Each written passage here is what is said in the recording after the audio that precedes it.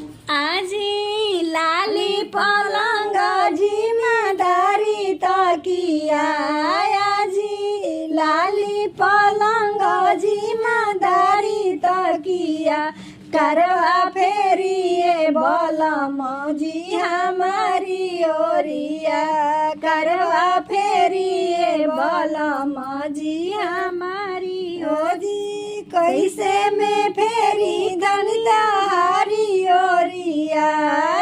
जी कैसे में फेरी धनिया हारी ओरिया तहरा सिकड़ी के गुंजा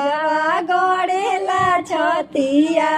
तोहरा सिकड़ी के गुंजावा गड़ेला छतिया गड़ता तो गड़े दया झुके रतिया हो गड़ता तो गड़े दया झुके रतिया